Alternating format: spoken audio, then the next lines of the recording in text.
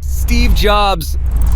The turtlenecked tech messiah, the smoothie-sipping innovator, the man who could stare you into unemployment without blinking. He gave us sleek gadgets, theatrical keynotes, and enough controversy to fill an Apple store. From parking like a villain to denying his own kid, this isn't just a dive into his legacy.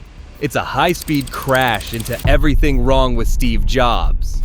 Sorry to interrupt, but subscribing here is more satisfying than peeling the plastic off a brand new MacBook. Yup, I said it. Garage-level genius. You ever start a billion-dollar empire from a garage? No? Steve Jobs did.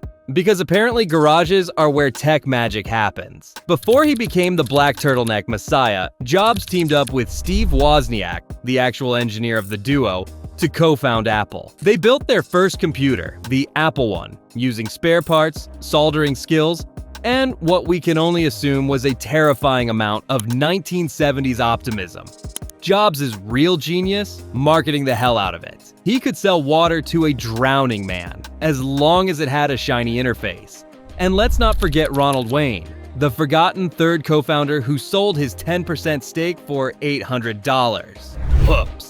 Jobs might not have been the tech wizard behind the curtain, but he sure knew how to make everyone think he was holding the wand. The nose knows. What do fruit, body odor, and Atari have in common? Yup, Steve Jobs. When he worked at Atari, Jobs had a revolutionary idea: not showering. He insisted that his ultra-strict fruitarian diet made him immune to smelling bad. Spoiler, it did not. Coworkers were so disturbed by his pungent perfume of fermented apples and existential arrogance that Atari put him on the night shift, where only the walls had to suffer. Jobs genuinely thought he was evolving past the need for soap like some citrus-scented Jedi. It wasn't just weird, it was weaponized personal hygiene. If nothing else, it taught us that even a future tech messiah can smell like a compost bin. And yet, somehow, despite radiating eau de Melambio, he still became a legend. So guys, remember, deodorant is optional, only if you're changing the world. Turtleneck tyrant. You know you're committed to a look when your entire closet screams creative cult leader. Jobs didn't just like his black turtlenecks, he obsessed over them. Made exclusively by Japanese designer Issey Miyake, his personal stash allegedly included over 100 identical turtlenecks. Because variety is for peasants and minimalism means serious business, it was part brand, part armor, part Steve Jobs cosplay starter pack. He claimed it saved him from wasting energy on trivial decisions, which sounds smart until you realize it's the fashion equivalent of eating plain oatmeal every day to avoid breakfast stress. The man basically turned himself into a Silicon Valley cartoon character, one that says, "I'm deep, bro," while micromanaging your font choices. But hey, if you're going to revolutionize tech and yell at employees, might as well do it looking like a very stern beatnik. I stare. Beta version. Ever been stared at so hard your soul tried to exit your body? Welcome to a meeting with Steve Jobs. According to former Apple employees, Jobs mastered the fine art of never blinking, locking eyes with you like a malfunctioning Terminator. This wasn't just casual eye contact, it was a psychological face laser. The man could outstare a statue. His unblinking death glare was less "I'm listening" and more "I'm accessing your deepest insecurities." It was Jobs' signature move to assert dominance, intimidate the weak, and probably terrify interns into fixing bugs with tears. Forget charisma, he wielded raw, ocular power. If you didn't crumble under his glare, congratulations. You either had nerves of steel or were already emotionally dead inside. But of course, eye contact is important in leadership, unless it makes people consider quitting to become goat herders. Fired like an eye cannonball. Imagine creating a revolutionary company, and then getting yeeted out of it by your own board. That's what happened to Steve Jobs in 1985. Turns out, being brilliant doesn't make you any less fireable, especially when you've perfected the fine art of being insufferable. Jobs was clashing with Apple CEO John Sculley, whom Jobs himself brought in like a Trojan horse made of betrayal. The board eventually sided with Sculley and showed Jobs the door, like a Silicon Valley soap opera. Instead of sulking, Jobs pulled the most Jobs move possible. He founded another company, Next, to prove everyone wrong with, well, Overpriced computers. I backstab. Here's a lesson in friendship, Jobs style. Lie, cheat, and pocket the difference.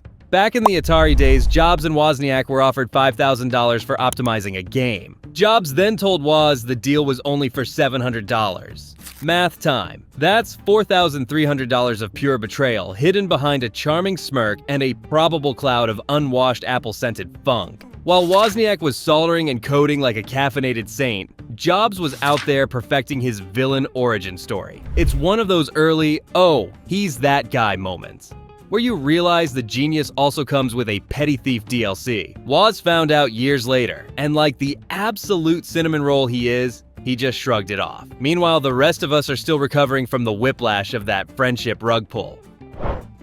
iPark. Yes, the handicapped parking space. Sacred ground for those in genuine need. And Steve Jobs' personal VIP zone. The man regularly parked his silver Mercedes in the handicapped spots at Apple HQ like he was allergic to humility. Was it entitlement? A power move? Or just a deep spiritual belief that the rules didn't apply to people who think different? Jobs treated those blue and white symbols like reserved seating for tech gods. And get this, he even found a legal loophole to avoid license plates, swapping lease cars every 6 months so he could be tracked by no one. Because nothing screams innovative rebel like dodging both DMV paperwork and moral decency. It's the kind of petty crime you'd expect from a sitcom villain, except this one was real, and he ran a company worth more than most countries. Fired by floor number. Imagine stepping into an elevator at Apple, nervously clutching your soy latte when Steve Jobs steps in, gives you a once-over, and casually fires you before the doors open. This wasn't urban legend. It was the corporate version of a horror movie jump scare. Jobs would strike up a conversation, and if your answers didn't dazzle him like a Pixar sunset, it was game over. No meeting, no HR. Just a, you're out delivered between floors 2 and 5. This wasn't management. It was corporate Hunger Games. Being smart wasn't enough. You had to be Jobs smart, which meant having the exact blend of brilliance, blind loyalty, and the ability to survive eye contact without weeping. Forget job reviews. Every elevator ride was a potential firing squad. Moral of the story, never ride alone with a visionary, or at least take the stairs. Hide the Porsche, grab the millions. Steve Jobs once needed a $20 million investment for Next, and his biggest fear wasn't rejection.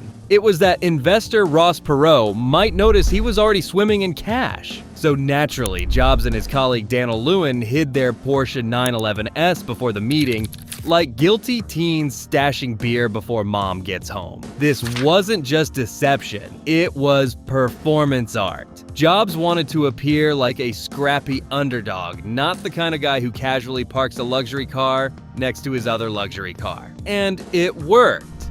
Perot invested. Because nothing sells humble startup like a hidden sports car and an Oscar-worthy act of financial cosplay. It's a masterclass in manipulation, equal parts brilliant and shady. But hey, if lying by omission gets you millions, who needs ethics when you have horsepower and charisma? Keynote Cringe Festival. Step right up, folks, and behold the Steve Jobs Tech Revival tent. Each Apple keynote was part product launch, part messianic performance, and part surreal theater. The stage, black. The shirt, turtleneck. The tone, I'm about to reveal the second coming, and it has multi-touch. Jobs turned these events into full-blown spectacles, even when the tech was glitching like a toaster in a thunderstorm. Who could forget the infamous iPhone 4 demo fail, when the Wi-Fi didn't work and Steve awkwardly blamed everyone for clogging the network? My demo crashed because there are 570 Wi-Fi base stations operating in this room. He once introduced a laptop from a manila envelope like it was a rabbit out of a magician's hat. It was dramatic, absurd, and undeniably effective, but also kinda cringe. Watching a grown man treat USB ports like they cured cancer, that's peak tech theater. The iCredit hog? If there was an Olympic event for taking credit, Steve Jobs would have taken the gold, then fired the rest of the team. Behind every Apple innovation was a small army of engineers, designers, and caffeine-powered geniuses. But who got the standing ovation? You guessed it, the guy in the turtleneck. Whether it was the iPhone, the graphical interface, thank you Xerox, or the Pixar magic he didn't actually animate, Jobs was the face on the box, even when he barely touched the crayons. Sure, he had vision, but vision without execution is a hallucination, and he let others do the executing while he soaked up the glory like a motivational sponge. It's not just ego, it's brand building on the backs of unsung heroes. So, next time you tap an app, spare a thought for the real MVPs. Yes, those people Steve didn't let speak on stage. Thou shalt not poach. Nothing says we value our employees like secretly conspiring to suppress their salaries. In the 2000s, Steve Jobs and fellow Silicon Valley overlords, Google, Intel, and others, made a little pinky promise not to poach each other's talent. Because open markets and fair competition are fun until they get expensive. This gentleman's agreement meant employees couldn't shop around for better offers, keeping wages artificially low, while execs swam through pools of stock options like Scrooge McDuck. The result? A $415 million settlement and a collective, what the actual hell, from the tech world. Jobs even personally emailed Eric Schmidt to stop a recruiter. That's not leadership. That's corporate cartel cosplay. It's the kind of behind-the-scenes sleaze that makes you wonder if your dream job came with invisible shackles. Pixel-perfect tyrant.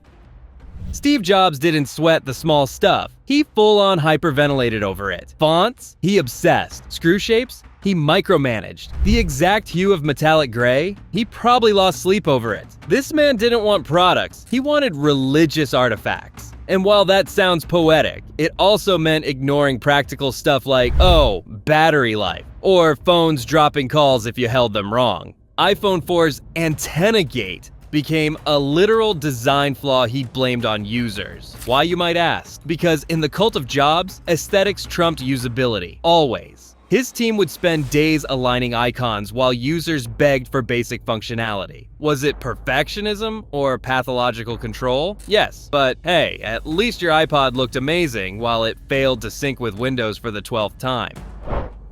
Secret liver transplant.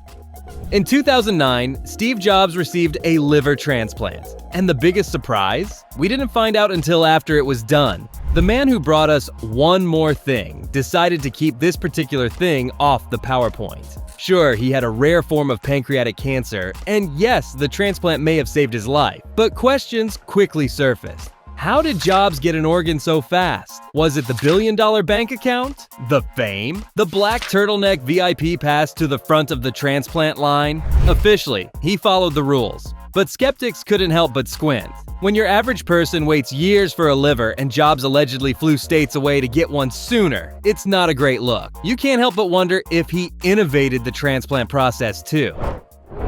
I don't give back. When Steve Jobs returned to Apple in 1997, he made a bold executive decision. Cut all philanthropic programs. Just poof, gone.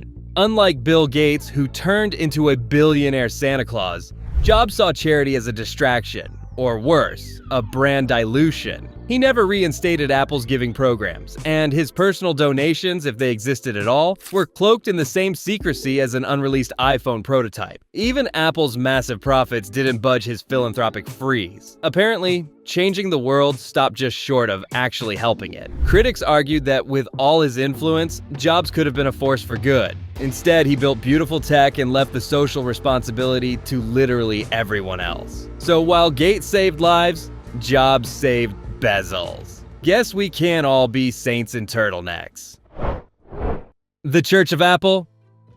Working at Apple under Steve Jobs wasn't a job. It was a full-blown cult, complete with secrecy, fear, and a touch of emotional trauma. Jobs ran the company like a paranoid overlord guarding a sacred scroll, aka the next iPhone. Employees were sworn to silence, monitored, and terrified of leaking info. Reveal a product too early? Enjoy your new life outside the building, without references. Entire departments didn't know what the others were doing. It was less collaboration and more, don't ask, don't leak. Jobs even planted fake projects just to catch leakers because trust was for losers. Product launches had CIA-level security, and staffers learned to speak in riddles when discussing work with their spouses. It wasn't just a company. It was a high-pressure, pixel-perfect boot camp where loyalty was expected and individuality was formatted like a corrupted hard drive. denial. In the late 70s, Steve Jobs pulled the most unfatherly move imaginable. He flat out denied paternity of his daughter, Lisa Brennan Jobs, even after a paternity test proved she was his. His excuse? Oh, just that he was too sterile to be a dad. Yes, really. This from a man who would later have 3 more children, so clearly his logic was as glitchy as the early Mac OS. While Lisa and her mother were on welfare, Jobs was out revolutionizing personal computing and refusing to pay child support. The kicker? He named a computer after her, the Apple Lisa. Because acknowledging a human being is hard, but branding one for your product line? That's just good business. Welcome to the iDad program, Denial Sold Separately. Juicing the Reaper. Here's a life tip. If you have a rare, treatable form of pancreatic cancer, maybe don't try to cure it with smoothies. But that's exactly what Steve Jobs did. Upon his diagnosis in 2003, he delayed surgery for 9 months, opting instead for fruit cleanses, acupuncture, and mystical detox diets. The guy who changed the tech world with ruthless logic suddenly thought papaya juice could outwit a tumor. It wasn't bravery. It was biohacking delusion. Even his doctors begged him to stop playing Fruit Ninja with his life. When he finally went under the knife, it may have been too late. It's one of the most tragic missteps in his story, a heartbreaking mix of genius-level stubbornness and Silicon Valley pseudoscience. He didn't trust Western medicine, but he trusted mangoes. And in the end, even a visionary couldn't reboot his health. And there you have it, the wild ride that is Steve Jobs, flawed, fierce, and freakishly good at making us want stuff we didn't know we needed. What do you think of Steve Jobs? Let me know down below. Thanks for watching, and see you in the next video.